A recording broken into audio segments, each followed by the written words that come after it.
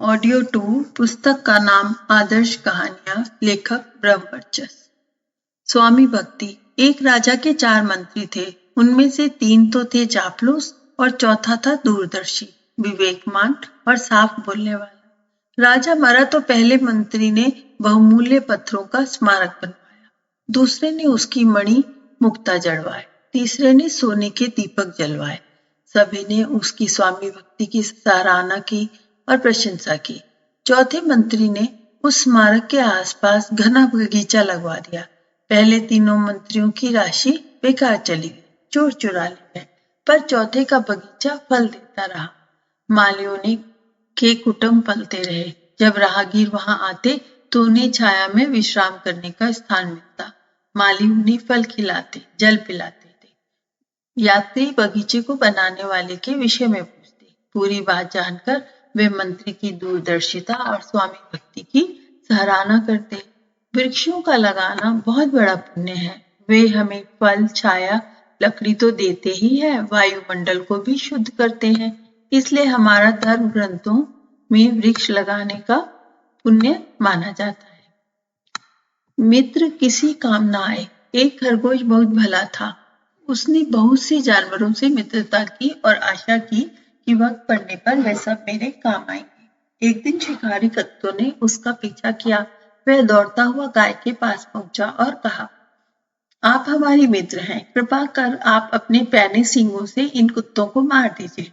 गाय ने उपेक्षा से कहा, मेरा घर जाने का समय हो गया है, बच्चे इंतजार कर रहे होंगे, अब मैं ठहर नहीं सकती।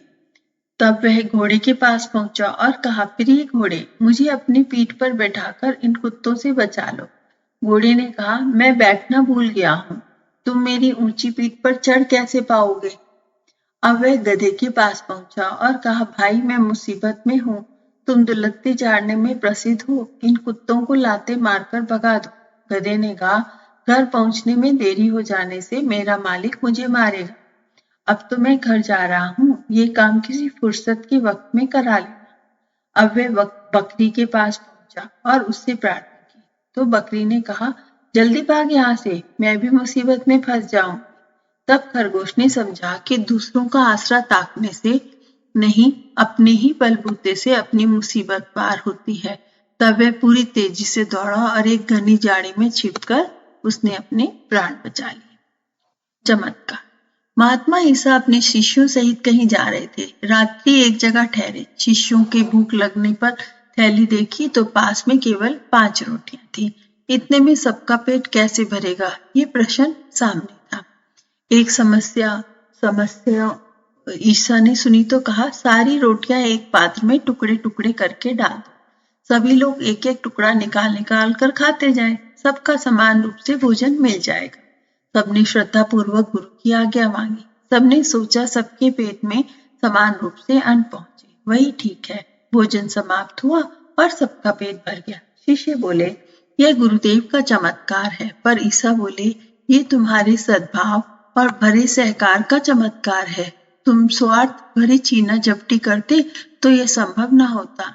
यदि सद्भाव भरा पारिवारिक सहकार होता है, वहां प्रभु का सहयोग बिना मांगे ही मिलता है। स्नेह, सद्भावना और सहकार से भरा परिवार ही धरती पर स्वर्ग होता है। व्यापारी की चतुरता। एक व्यापारी था। एक बार उसने अपने देवता के सामने मनौती मनाई कि अब की बार जो लाभ होगा उसका आधा लाभ आपको दूंगा। देवता ने साझेदारी स्वीकार कर ली। चतुर व्यापारी ने नारियल, बादाम, अखरोट जैसी मेवा खरीदी और उसके छिलके वाला भाग देवता के सम्मुख चढ़ा दिया। बीज अपने पास रख ली। देवता हंसे और कहा, जा, तेरी साझेदारी तूने मुझसे की है, तुझे वैसा ही साझेदार मिलते रहेंगे। अपने को चतुर समझने वाला व्यापारी सिर पकड़कर बैठ गया। देवता उसे यह कैसा वरदान दे रहे हैं। अब उसे पछतावा हुआ। उसने अपनी देवता से छल क्यों किया। उसने प्रतिज्ञा की कि अब वह किसी के साथ छल कपट भरा व्यवहार नहीं करेगा। अपनी आत्मा और देवता के प्रति सदा सच्चा और निष्कपट रहना चाहिए। नकल के लिए अकल। एक गांव में 2 युवक रहते थे। दोनों में बड़ी दोस्ती थी। जहां जाते साथ साथ जाते। एक बार दोनों एक धनी व्यक्ति के साथ उसकी ससुराल गए। किसी धनी व्यक्ति के साथ रहने का पहला अवसर था। सो वे धनी मित्र के प्रत्येक कार्य को बड़े ध्यान से देखते थे। गर्मियों का दिन था। रात को उनके मित्र ने सोने की व्यवस्था खुले स्थान पर की गई। काफी ठंडक बनी रही। उसके लिए वहां चारों ओर जल छिड़का गया। रात को ओढ़ने के लिए बहुत हल्की सी मलमल की चादर भी दी गई। अन्य दोनों युवकों ने इतना ही जाना कि इस तरह का रहन सहन बड़प्पन की बात है। कुछ दिनों बाद उन्होंने भी अपनी ससुराल जाने का अवसर मिला, पर उन दिनों बड़ी ठंड पड़ रही थी। जाड़े के दिन थे। नकल तो नकल ही है। दोनों ने अपना बड़प्पन जताने के लिए बिस्तर खुले आकाश के नीचे लगवाया और ओढ़ने के लिए कुल एक एक चादर, वह भी पतली सी ली। रात को पाला पड़ गया, सो दोनों को निमोनिया हो गया। चिकित्सा कराई गई, तब कठिनाई से उनकी जान बची। उचित और अनुचित का विचार किए बिना किसी की नकल करना वह मूर्खता की निशानी है। वैसे ही मूर्खता की निशानी का फल उन दोनों युवकों को भुगतना पड़ा। कंजूसी किस काम की? एक महात्मा ने किसी भक्त की सेवा भावना से प्रसन्न होकर उसे 7 दिन के लिए पारसमणि पत्थर देकर कहा, इसके छूते ही लोहा सोना बन जाता है। जितनी सोने की जरूरत हो बना लो, 7 दिन बाद वापस कर ले ली जाएगी।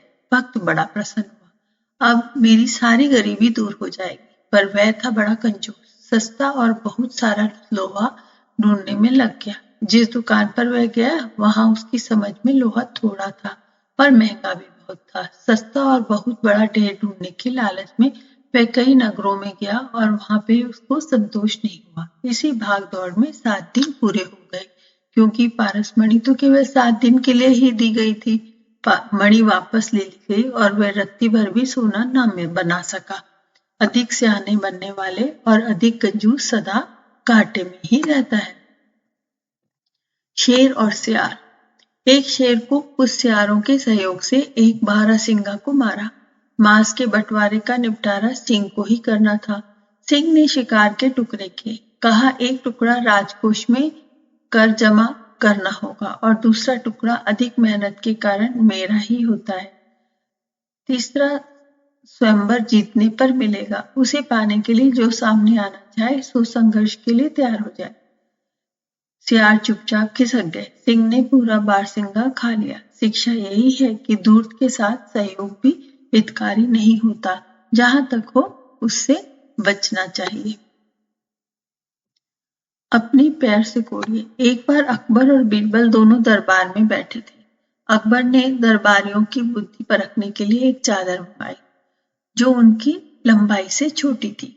सभी से ऐसा प्रश्न पूछा गया कि बिना चादर को घटाए बढ़ाए उनका शरीर कैसे ढक जाए, और उन्हें उत्तर न बन पड़ा तो बीरबल से पूछा गया। उसने कहा, हजूर, आप अपने पैर से कोड़ लें, मजे से उसी चादर में तन कर ढककर सो जाए। बुद्धवाणी की बात सभी को पसंद आई। यदि आमदनी कम हो जाए तो व्यक्ति को चाहिए कि अपनी आवश्यकताओं को कम करे। यही बुद्धिमानी है। अंधे का दीपक। विधाता ने जय विजय को धरती पर यह तलाश करने के लिए भेजा कि उस वर्ष किसे सम्मानपूर्वक स्वर्ग में प्रवेश दिया जाए। दोनों दूत सर्वत्र घूमते फिरे और सज्जनों भक्तजनों का लेखा जोखा नोट करते रहे। इस बीच उन्होंने एक अंधा वृद्धजन देखा जो रास्ते में एक किनारे दीपक जलाए बैठा था। देवदूतों ने पूछा, वृद्ध, घर से दूर आंखें न होते हुए भी दीपक जलाना और रात भर जागना कुछ समझ में नहीं आता। वृद्ध ने कहा, जो किया जाए वह अपने लिए हो, क्या यह जरूरी है? संसार के सभी लोग भी तो अपने ही हैं। रात्रि को निकलने वालों को ठोकर लगने से बचाकर मुझे संतोष और आनंद मिलता है।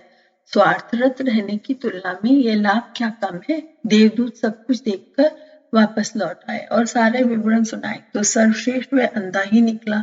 देवता अपने कंधों की पालकी पे उसे स्वर्ग में लाए और पुण्यात्माओं के सबसे बड़े व्यक्ति को दिए जाने वाला स्थान उस अंधे को दिया गया। घमंडी अजगर। एक अजगर को अपने आकार और पराक्रम पर बड़ा अभिमान था। वह यह भी सोचता था कि जिसे भी वह पकड़ जकड़ लेगा उसका कचूमर निकाल कर ही छोड़ेगा। मंदिर की चौखट पर जड़ा हुआ संगमरमर का शेर उसने देखा तो गुस्से में आग बबूला हो गया। मुझे देखकर बड़े बड़े जानवर डर कर भागते हैं, एक तू है जो जहां का तहां बैठा अकड़ा हुआ है।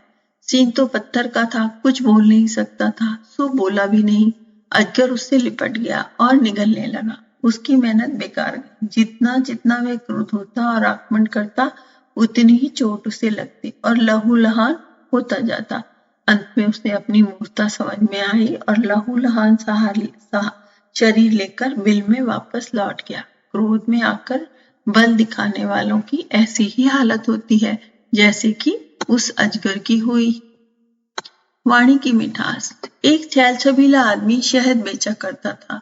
उसकी वाणी में इतनी मिठास थी कि शहद खरीदने वाले उसके पास इकट्ठा हो जाते थे। एक बदतमीज आदमी ने उसे देखा और उससे जलने लगा। उसने सोचा क्यों ना मैं भी यही धंधा कर लूं।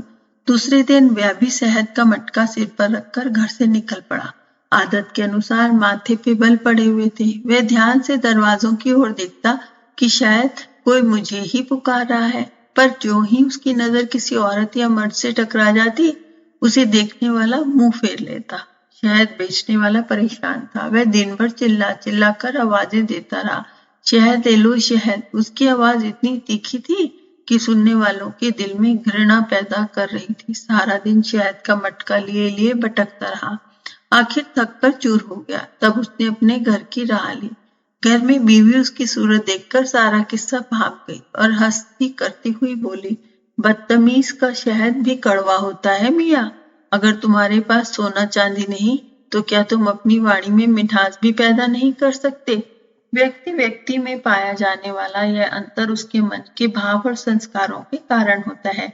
यदि व्यक्ति मन में निश्चय कर ले कि उसका स्वभाव भी बदल सकता है, अच्छे स्वभाव और मीठी बोली से ही कोई दूसरों को प्यार पा सकता है। तप का प्रतिफल। एक वृक्ष ने राह चलते व्यक्ति से कहा, तुम जितनी बार पत्थर मारोगे उतनी ही बार उपहार में मैं फल दूंगा। यह तो मेरा व्रत है।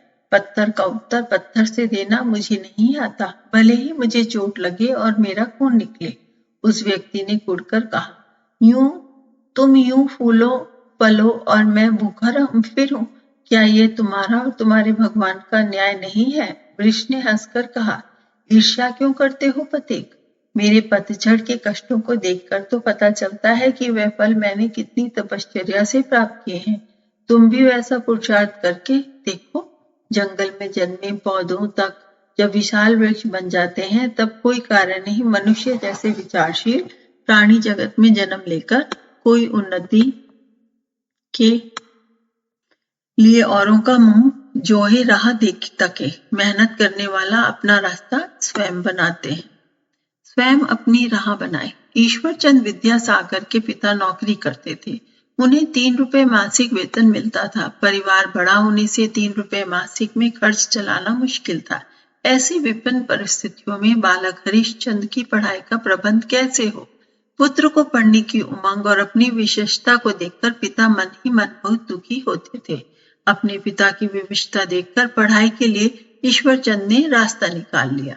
उसने गांव के उन लड़कों को मित्र बनाया जो पढ़ने जाते थे। उनकी पुस्तकों के सहारे उसने अक्षर ज्ञान कर लिया और एक दिन कोयले से जमीन पर लिखकर अपने पिता को दिखलाया।